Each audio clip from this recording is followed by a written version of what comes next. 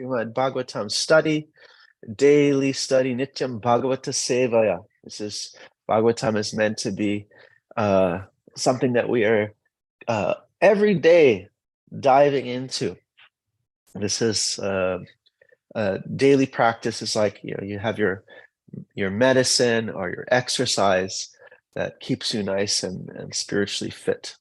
And so we are on Srimad Bhagavatam, 10th canto, chapter, is it chapter 25? What's the name? It's a chapter. What is it? Chapter 25. And we're, which is the Govardhan Hill pastime, beginning with text number 24. Om Namo Bhagavate Vasudevaya. Om Namo Bhagavate Vasudevaya. Om Namo Bhagavate Vasudevaya. So as we said, reading from Srimad Bhagavatam, Canto 10, text number 25, chapter 25, text number 24. Krishna Yoganubhavam tam Nishamyandro ti Vishmitaha Nishtambhyo Brashta Sankalpa Svanmegan Sanya Varyat Yoga Brashta. So when Indra observed the exhibition of Krishna's Yoganubhava, his mystic power, he became most astonished. Pulled down from his platform of false pride and his intentions thwarted, he ordered the clouds to desist. Very humbly, very his pride has become devastated. Krishna's planned worked. Indra had been cured from his massive pride. Kamvabram utidat adityam vatavarsham cha darunam nishamayo param gopan govardhana daro bravit. Seeing that the fierce wind and rain had now ceased, the sky had become clear of rain clouds, and the sun has risen. Lord Krishna, the lifter of Govardhan Hill, spoke to the cowherd community as follows. Niryata chajata trasam gopa sastri danar bakaha uparatam vatavarsham vyuda prayascha nimnagaha. Lord Krishna said, "My dear cowherd men, please go out with your wives, children, and possessions. Give up your fear. The wind and rain has stopped, and the river's high waters have subsided. Tataste niryayor gopa swam swam adaya goganam dhanam shakota dhao pakaranam Shanai." After collecting their respective cows and loading their paraphernalia into their wagons, the cowherd men went out. The women, children, and elderly persons gradually followed them. Bhagavan api tam shailam swasthane puravat prabhu pashyatam sarva bhutanam stapayam ashalilaya. when all living creatures looked on. The Supreme Personality of Godhead put down the hill. It's an original place, just as it stood before. Let's see, this looks like it's maybe Govinda meter. No, this is Tam Prema Vegan. How does this meter go? Tam Prema Vegan Nirvita Vrajako Kasho. Yata Samiyu Pariram Bhananai Dibihi. Gopyascha sneham apujayan muda dadi akshaktabi yuyuj sada aishishashaha. Give it our best try. All the residents of Vrindavan were overwhelmed with ecstatic love. Prema.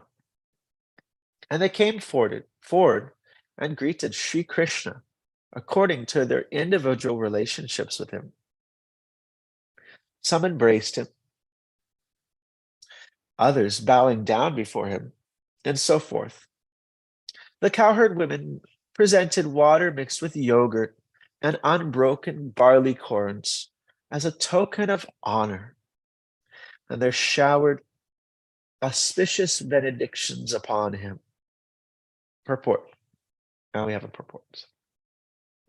Srila Vishwanath Chakravarti Thakur explains that each of the residents regarded Krishna in his own way as inferior, younger member of the community, as an equal, or as a superior, and they dealt with him accordingly. Krishna's superiors offer auspicious benedictions, lovingly smelled his head.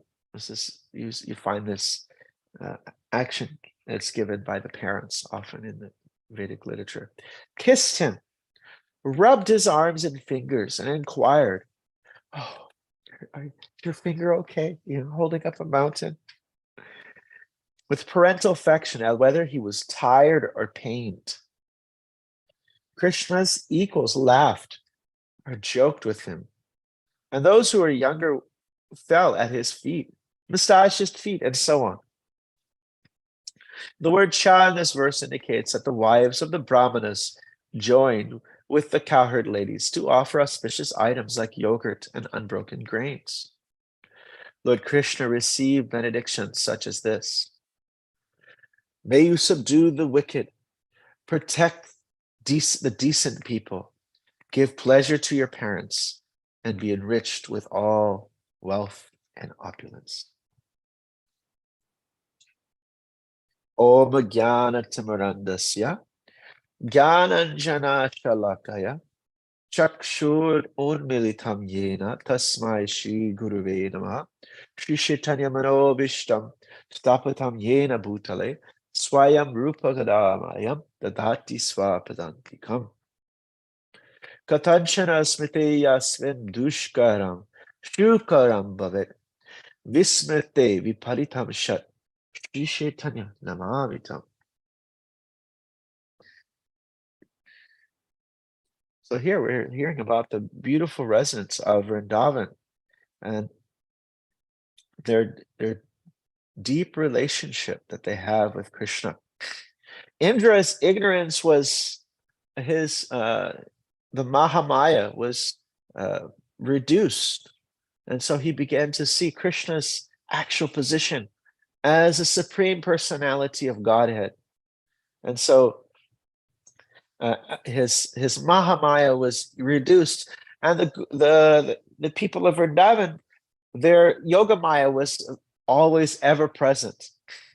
It was increased. Krishna could do something very fantastic, such as lifting up an entire mountain. And so they were forgetting that Krishna is God, and Indra was forgetting, Indra was previously forgetting that Krishna was God, and now he has remembered and realized this. Like Krishna asked Arjuna in the end of Bhagavad Gita, "Has your ignorance now been dispelled?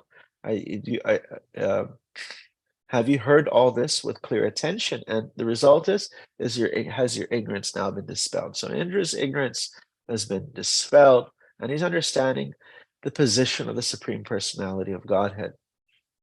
The residents of Vrindavan, their Aishwarya is being dispelled by his Yoga Maya.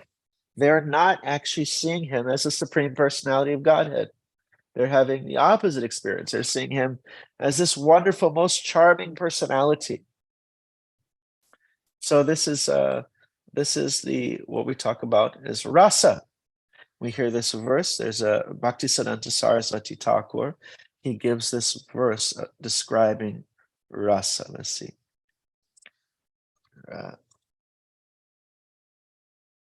Vyatita bhavana vartma. Yes chatmatkara barabhu. Hridi sattvato ujvale bhadam. Shvadate sa raso mataha. So this rasa, it is actually something beyond imagination. You can't apply tarka, you can't apply logic or argument to it. It's just it's completely beyond imagination. It is bhara heavy with chamatkar, wonder. And it is Shridi Sattvato Ujvale Badam. So Shridi is the heart, and Sattva is the mode of goodness. It's that the heart is Ujvale, it becomes brilliantly shining with Suddha Sattva, with goodness. And so this element of rasa is something, you see just a dim reflection of what rasa is in this world. We ask, if we were to ask people, what are the kind of 5 forms of affectionate relationships? You have your friendship. Friendship is based on the sense of equality. You have all kinds of family relationships, and the highest would be the parental love. That's the most affectionate, most and then you have other elements that are not present in this relationship that's even more intimate and close, is the relationship of romance. Of course, in the material world, the parental relationship is the greatest emblem or example of bhakti because it is the most selfless. And below this, you have somebody you respect and honor. You're like a martial arts teacher, and you show them great respect, great honor. Could be your spiritual master, somebody you treat not as an equal, but you honor them. And then below that is this shantaras. Is something, it's like a fan. You're a fan of somebody. You have some admiration, but not to the point of a personal exchange of servitude. It's just people would put the mundane examples. We have like posters on the wall of like some band or something. That was back when I was a kid. Everybody had posters of bands and musicians on the wall. So they're fans. And if you were to interview people in the city, take your microphone out and go out and interview people and ask them, what kind of relationship can you have with God in the spiritual world? Are you his equal? Are you his BFF? Are you his mommy, his daddy? Are you his romantic partner? Are you his his respectful servant? Are you his fan? Most people would consider that these 2 options are the only 2 options available. You're maybe if they're a little pious, they might have this element of service. You do some service and you're respectful, or you're just a fan. He's just some kind of object of admiration, and then you go on and do your business. When your real business is this, connecting to your grandma in heaven. And so, but as we understand from the Vedas, Satkaryavad also, what is the Vedanta Sutra statement? Yata, what is the first verse, Bhagavatam? help me out. Who can help me out with the first line of the Bhagavatam? Bid to the Vedanta.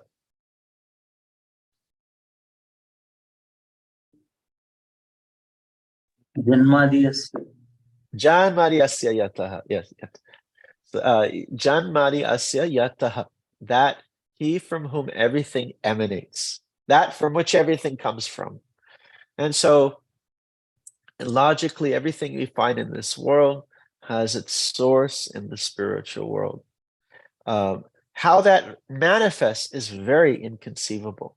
Let's see, I see a little comment there. Now I'm on my phone, so every time I click on the chat, most people seem uncomfortable with the idea of God and conjugal love, or God as a child when I talk to them. Yes, yes.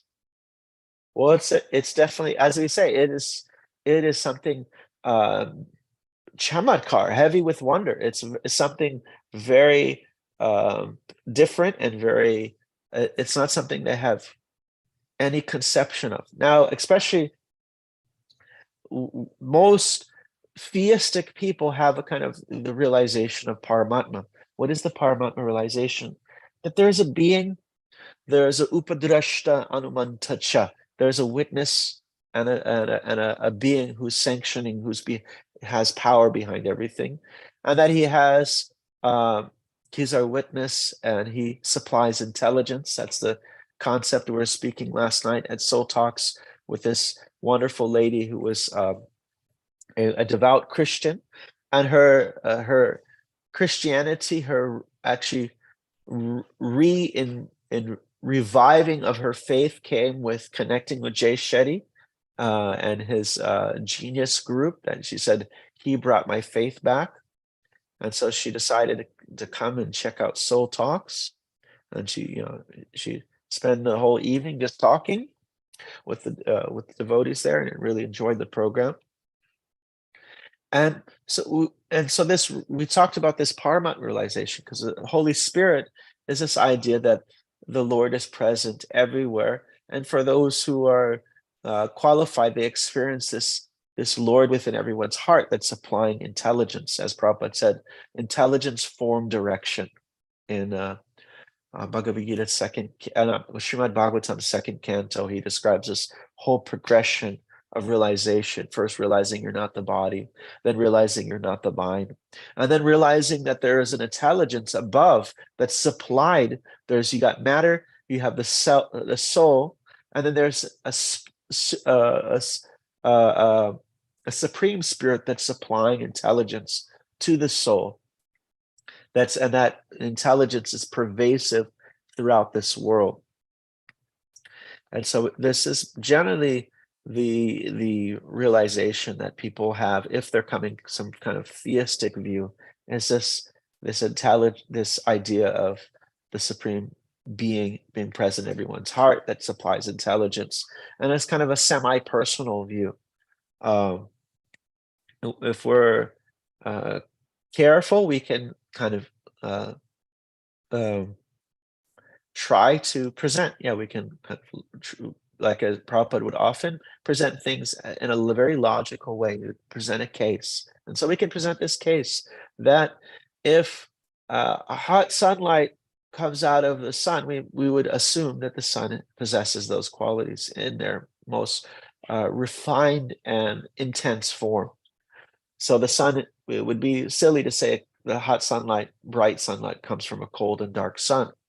So it's similarly not intelligent to say that persons with form, character, humor, relationships come from a formless source, or a semi-formless source. So the source has intelligence, the source has will, but it has kind of only partial features that we have. We have the full thing. We have the full package. Like if somebody is missing some body part, we feel some compassion. Oh, this person is missing his arm. We have this person has lost their eyes. This person had been in a great fire. They've lost their limbs. They've lost their ability to sense in so many different ways. So what to speak of this concept of God, where we have all these things, and God is just limited to just being a kind of insistent voice in the clouds who's nobody's listening to, but actually is the all attractive being who has all the features that we have, but in their most pure, refined way. And so this realization comes by, by not only hearing something that's intelligent, but by seeing those who are interacting with God in that personal way, and then we develop what is called shraddha, some interest, some faith. And so that brings us to one of the things that we would like to talk about today. We're hearing the devotees premna vegan. Remember we talked about this last time, the vegans. So here in this verse, it's talking about the vegan, but this is the prema vegan. If you look at the verse in the verse 29, tam prema vegan. This is the vegan is the urges, and so they are the force, and so these devotees are driven by the force of prema. And so, what is their characteristic? So first, we start off. Our bhakti is it is planted, it is distributed by the Bhaktas. That's how we first, in this life or past life, at some point, we come in contact with bhakti. Kadachana, as it said, yadrishaya, somehow or other. And so the Vishwanath Chakravarti Thakur, he analyzes, what is this Rajitraya? What is this somehow or other? What is it by also means by good fortune? What does that mean? Does it mean material good fortune? Does it mean my random good fortune? Well, that's too inconclusive. Does it mean by good fortune like you've built hospitals and dug wells and done a lot of good karmic activities? That is not satisfactory, because bhakti is not dependent on material things. Does it come by the Lord's mercy? No, because then if you say it's by the Lord's mercy, then the Lord is discriminate in his mercy. Why does somebody get some bhakti and other person has no bhakti? And so the conclusion was that it comes through the devotees, especially the madhyamadhikaris, who have this discrimination. They have this discernment where they're loving the Lord. They're loving the Lord. Their affection to the devotees, serving the devotees. They're compassionate to the innocent. They wanted to try to distribute prema to others, and they neglect or they avoid those who are openly atheistic and antagonistic towards the concept of God. And there is some discernment. There is some choosing there. It's like they're avoiding those who are atheistic, who are don't seem to be willing candidates. But those who have some shraddha. Now, shraddha doesn't mean like, oh, I believe in God. Shraddha means, Prabhupada describes it as interest, a willingness to participate. Just like this lady, she was willing to walk into the Bhakti Center. She didn't even know that there was an event. She just came and she attended the soul talks. So willingness to interact. Then comes sadhu sangha, and then some sadhu sangha. Actually, Vishwanath Chakravarti Thakur, we know the 9 stages, but he also subdivided it into 14 different steps. So we can also look at that. So then from sadhu sangha means association with those who are saintly, who are practicing spiritual life. Then comes bhajana kriya. Kriya means action. One is engaging in the activities, both mind, body, of worship, of bhajan. And certain obstacles that may arise at this point. So this is in the very beginning stage. We have some kind of intermediary obstacles. So one of them is called utsaha mayi. What does utsaha mean? Anybody? Utsaha nishchaya daryat. Enthusiasm. Enthusiasm. So this is an obstacle of utsaha mayi, puffed up with enthusiasm, so just like a young student who learns a few things, he might think himself, oh, well, I'm a little bit of an Einstein, I'm quite great here. So similarly, a person in the introduction to bhakti, they may feel like, well, I'm a little, there's Jesus Christ, great devotee, there's Srila Prabhupada, and I'm just like a little bit lower, puffed up with into the enthusiasm. What do we call that in ISKCON? Pure devotee syndrome. A person imagines themselves to be on a much higher level of devotion than they're actually on. So utsamahi, utsahamai. Then there's ganatarla.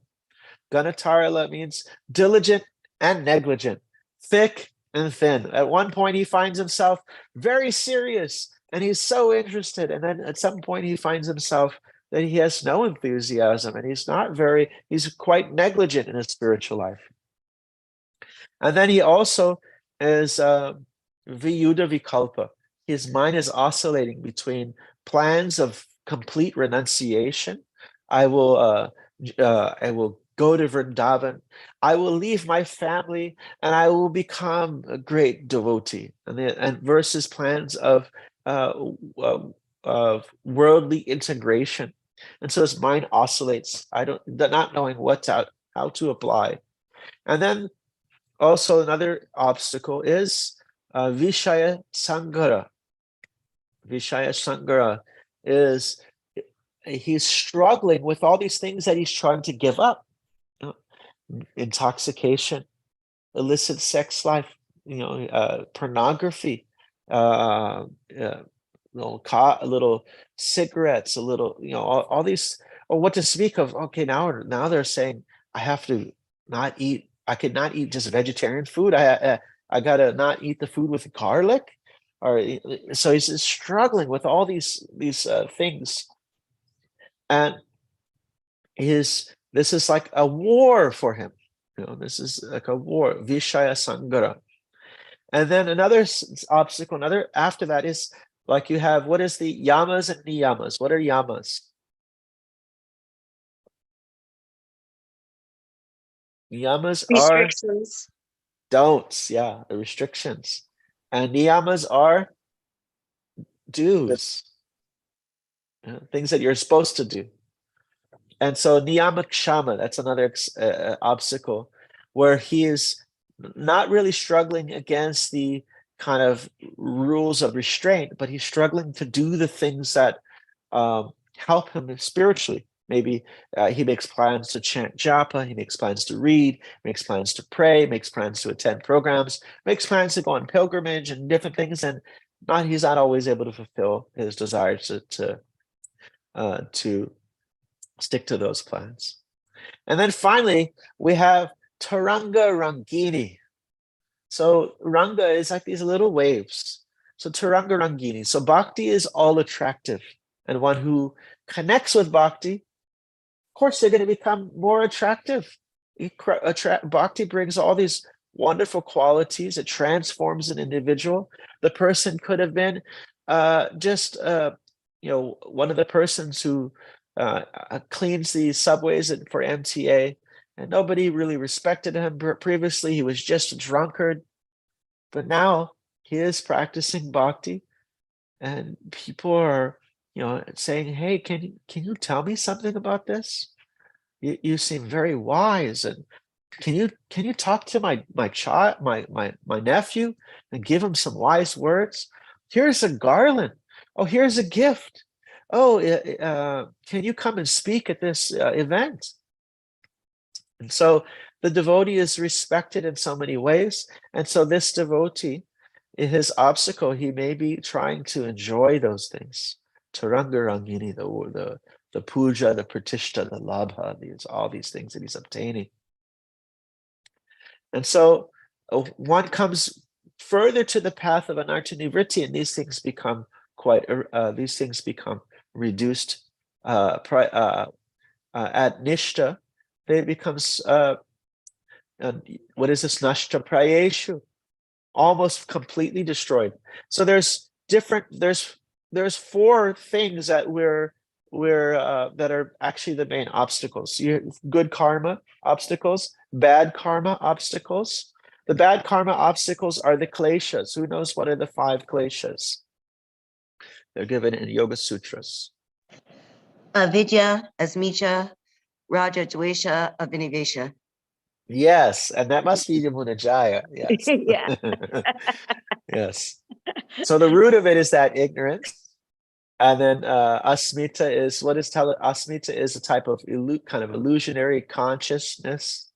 Then you have attachment and aversion, hate, like, I don't like, and then just this absorption, just really absorbed in. And so that's from bad karma. And good karmic obstacles are the obstacles of desire for material enjoyment. You have good karma, then you're used to enjoying nice things. Desire for heavenly pleasure. After next life, I want to enjoy those heavenly pleasures, or at least want to enjoy moksha. So that's those things get really burnt away even in the very beginning stage, even before an archana vritti, they really get just reduced, just even in the beginning of bhajana kriya. But then the other obstacles, they take a little bit longer. The other one is bhakti, obstacles by imperfectly performing bhakti. And so those obstacles are, desire for worldly gain, worldly profit and adoration. At the stage of an archana vritti, the person is affected by them, but they might not necessarily be directly, outwardly seeking them. The earlier stage, the beginning of bhajana kriya, we heard the Taranga Rangini. The person's really kind of just seeking those things and thinking that's the real juice of life. Where in this later stage, he's still affected, but he's less of directly outwardly seeking this. And the final obstacle is the obstacles that are related to our aparad, our offenses against the holy name. And that all these things get eradicated at different rates. And up to the level of prema, it is the obstacles of aparad stay quite consistently. They very slowly reduce. It's actually a stage after prema, which is called Ata Darshanam, where you actually seeing the Lord face to face. That's when it's considered absolutely gone. At the stage of prema, it's called complete, but not absolute. So here we're going up from we're starting off with a little interest, a little willingness to participate. Then we walk into the soul talks and hang out, have some sadhu sangha. Then we may be inspired, or we already, like this lady was already engaging in bhajan. She already had sadhu sangha, and she had her, she's engaging in bhajana kriya, worship of the Lord. Then comes the cleaning of the heart, an archana vritti. And there are certain things that are prevalent, that are there up into the stage of nishta, that are not prevalent. How do you know you're at nishta? So if you ever feel tired in the Srimad Bhagavatam class, a little bit disinterested, this is called laya, vikshepa, apratipatti. So laya means as soon as the book opens, oh, I'm tired, a little distracted. Vikshepa is a distraction. Now, apratipatti is means even though you're not tired and your mind is not distracted, you're totally apathetic to it. So these are then another one is kashaya. Kashaya means a tendency towards kind of evil consciousness of the past, so dark consciousness of the past. And rasavada means a taste for mundane pleasure. So let's hear. This is the example of the devotee who is lamenting his previous mentality. He's lamenting. Let's see, where do I find that? Dun, dun, dun. Okay, here we go. This is from Madhurya Kadamini. Oh, such am I and my sense of taste, that I lick up the bitter, deceitful, profane gossip as if it was nectar, but remain apathetic to hearing the names, qualities, and pastimes of the Lord. I am so fallen. When I start to hear about the Lord, I comfortably fall asleep.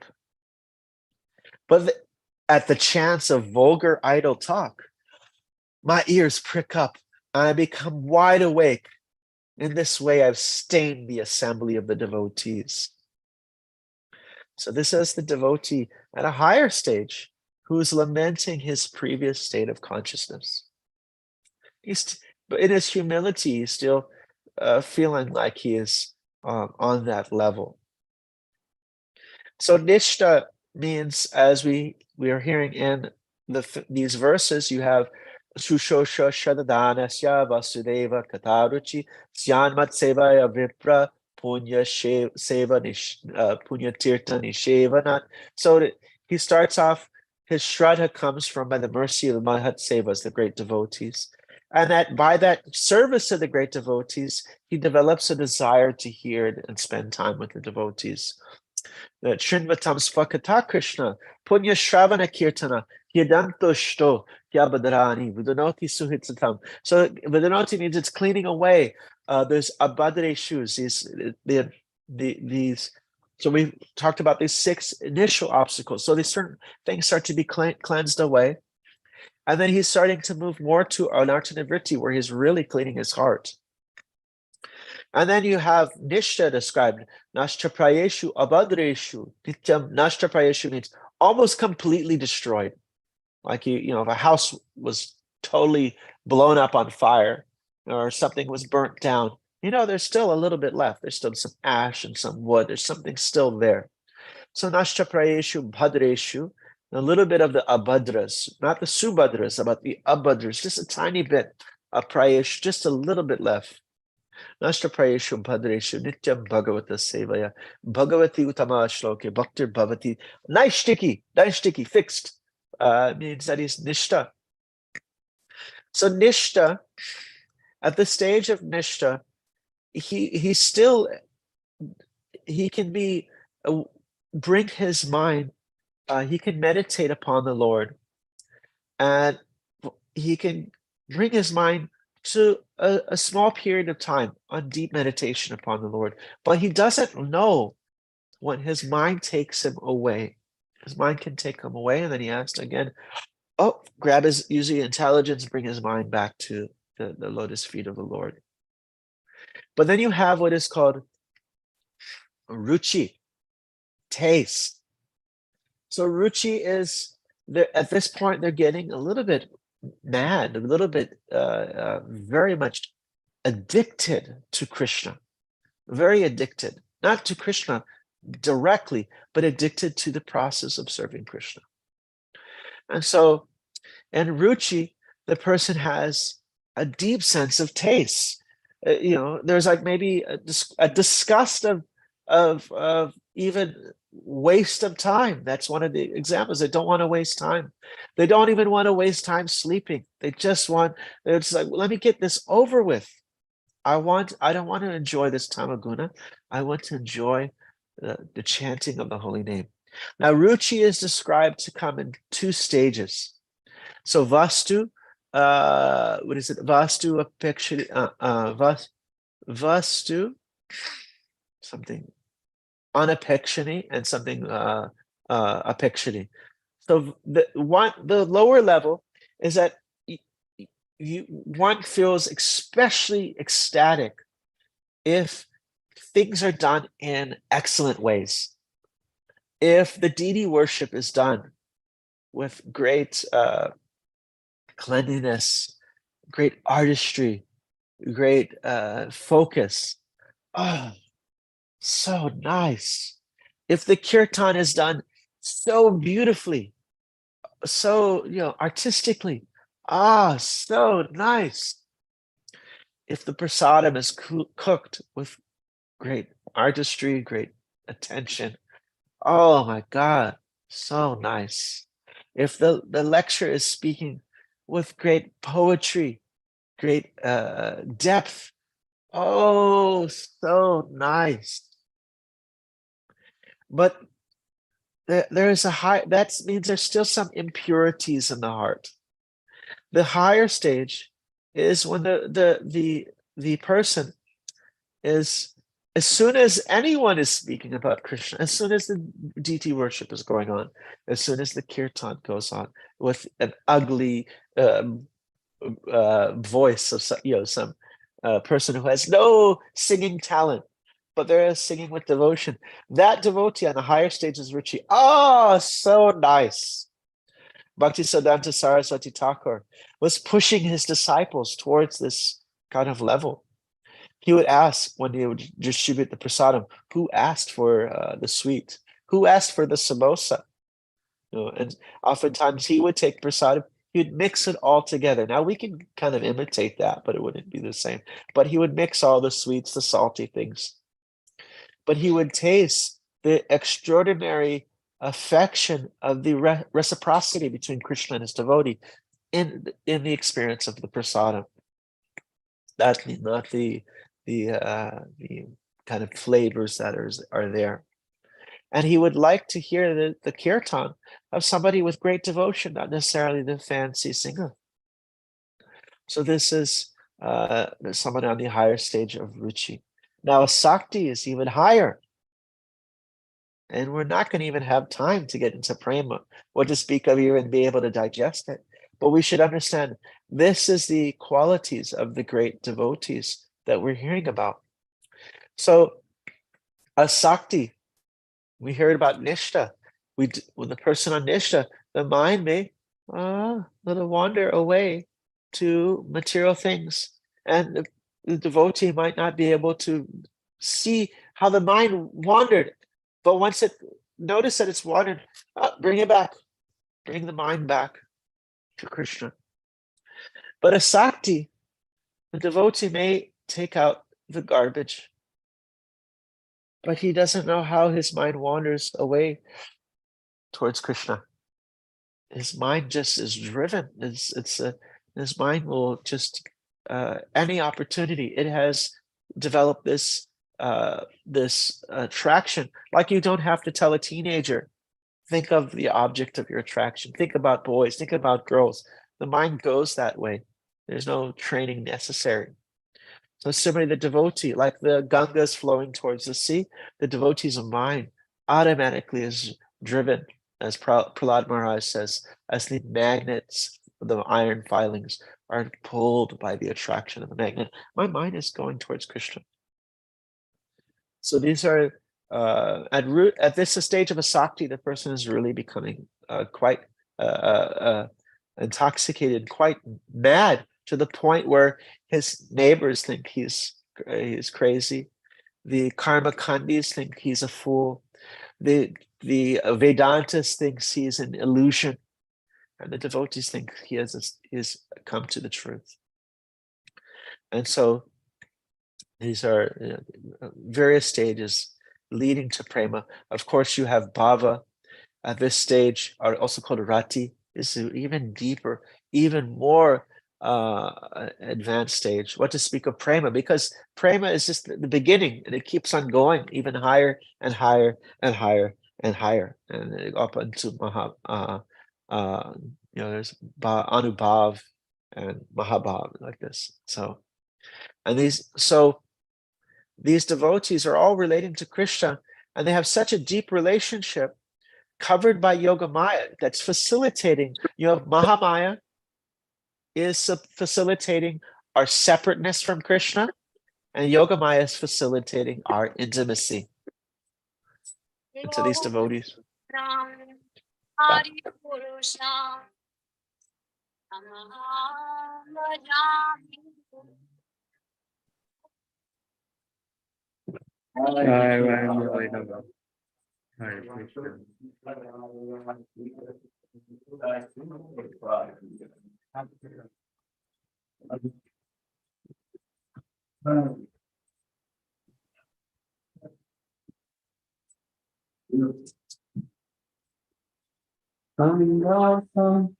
Arvindadvaritasam Bhagavatam Samhitam Purasundaram Anda Sapod Amniya Vishesha Sovam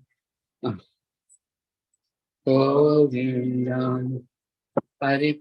Did you do everything today? No. Swami Govindam Paripurushnam Tamaham Swami Govindam Paripurushnam Tamaham Swami Anyani Sakatayam Piyave Imampi Yanti Pam Karyanti Tiram Jaganti Anadati Maya Sadhu Pala Tigrahasya Govindam Haripurusham Tamaham Kali Govindam Haripurusham Tamaham Kali.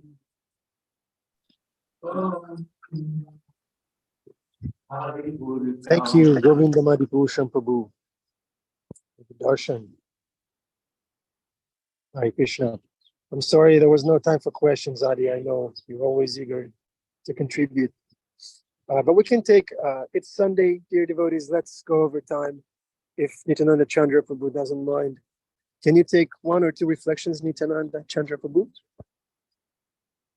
Nice, nice. Okay, who would like to go first? Andrea. Hare Krishna, Nityananda Chandra Prabhu. Thank you so much for the class and sharing that anecdote of the woman who found her faith kind of rekindled in Christianity through Bhakti. And that's really inspiring. And I was just wondering, with today, you went through so many like Sanskrit terms and definitions and kind of things. It was overwhelming me a little bit. And I was just wondering, can you give us like, just encapsulate, like, why is it helpful to know all these terms and to know all these kind of definitions of the different levels? Like, what's a practical kind of application that we can have with this knowledge? Thank you. So I'm going to send also, let's see if I can send it in a file. I can send the chart. There's a really cool chart from the Madhurya Kadambini. Oh, let's see if I can send it. Copy. Let's see if I can. It'll make you learn them by heart, Andrea. That's it. Oh, the chart will make it so easy. I don't know if I can. How do I? Okay, it says that. Oh, I can send a photo. Maybe I can send a link to it. Yeah, take a screenshot and you can put it in the chat or send a link. It's a big poster, so I don't think a photo would work. It's a beautiful, beautiful poster. Maybe you could share it with Ananda Bihari if you have WhatsApp, and he could share it another day. Yes. Let's see if this works. Paste. Does that work? No, nothing pasted. So yeah, we have to know where we are in order to make the right steps. Like if we think we're at a higher stage, then we may imagine ourselves on a higher stage. Then we may apply certain practices and certain types of rules and regulations that are not actually applicable to our current state of devotion. So it's important to understand, where we are on the route in order to make the correct turns, the correct rights and lefts, and etc. Wow. How can I send this chart to you? All right. I'll just send it to Ananda Bihari. Yeah, I want to know where I am. Can you also mark where I am?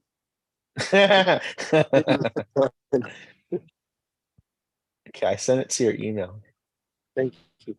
The blossoming of, maybe it will show up on as like a link on the internet. Madhurya Kadambini chart. It may come up. I think we got it off the internet anyway. Here, I think I found it. Okay. Where's the chart? View. Okay, here, I'll send a link. Everyone can everyone can download this link. It'll be very helpful. Okay, we see the link. Nityananda Chandra. Thank you. You want to put it up on the screen? Maybe I can.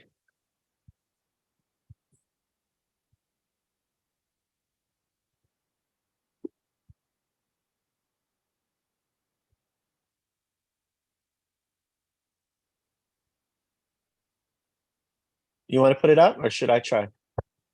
I'm trying. You can say something uplifting while I'm trying. Okay. So yeah, this book, Madhurya Kadambini, is actually a very short book. Can everyone see it? Is it too small? Yeah, we can see it. It's beautiful. Okay. It's a little blurry though. So you got Shraddha, then Sadhusanga, then Bhajana Kriya, and you got those 6 obstacles that we described, kind of like the junior obstacles. Then you have the 4 actually things that were the good karma, the bad karma, good karma, obstacles by bhakti imperfectly, and obstacles according to aparad. Then you got these 5 things that disappear after nishta: the laziness, the distraction, the apathy, the bad consciousness, and the taste for mundane pleasures. I also want to add, at Ruchi really attached to the service to Krishna, but as Sakti, we're actually attached to Krishna himself. We're not just attached to the service and how we are connecting to Krishna, but we develop a deep sense of attraction to Krishna himself. And all this grows up into the point of prema. And at prema, we can actually become after the first a couple stages of prema, we develop we start to become attracted by Krishna's great sweetness. So this poster can help. You can meditate on this poster. It's quite beautiful. Interesting. Wow. It's interesting that in the story, after this intense storm, the storm is over and they're coming out, and that your chart describes the stages we go through from being absorbed in selfish activity to the point of actually becoming true to our nature as loving beings. And so I'm looking forward to that. And it's very consoling to know that there is a point when the storms of life will pass. Oh my goodness. Could you hear me? Absolutely. Yeah. Yeah. It's about after a storm, and then the sun comes out and the wind stops and the rain stops and, but the residents of Vrindavan it seemed like they were kind of equipoised through the whole thing. They were delighted to be with Krishna during the storm. And when the big calamity started, they immediately just went to Krishna and they readily took shelter under the mountain. So they were equipoised kind of through the whole thing, but still, I'm not as advanced or detached. So for me to know that the storm will someday pass, that's very Yes. And it can be people. I'm sure everybody's glad to hear that, right? Thank you. Yeah. I hope I can get to the stage right here just nishta, where I don't feel lazy and distracted when it comes to devotional service, and become very attentive when it comes to material things.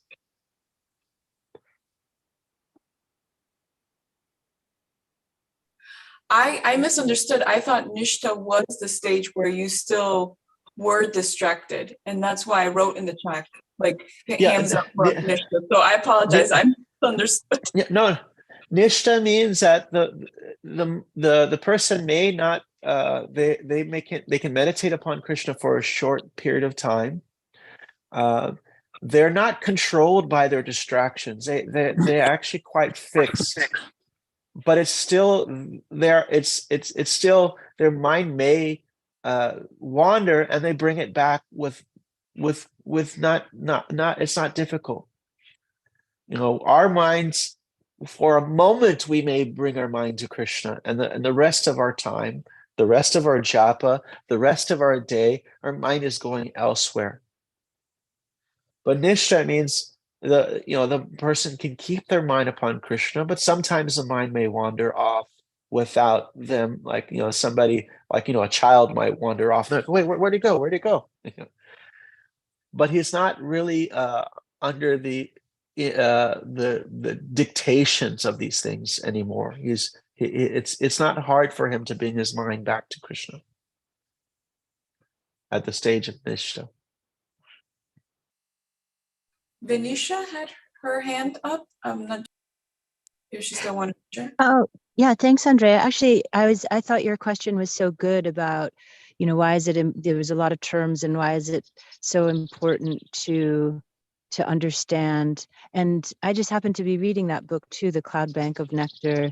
And it is, I think, like was described, like if you think about, like, if you're going to set out to climb a mountain, you're going to go for a pretty serious hike, that it's good to understand the path that other people have walked up before, and what the signposts are and different stages and what it's going to look like. So then you have a really clear objective. Otherwise, you're kind of just thinking about climbing this really huge mountain, and you don't have the map, and you don't have the path and the people who've gone before to let you know, okay, when you get here, it's going to look like this, and then you're going to want to go here.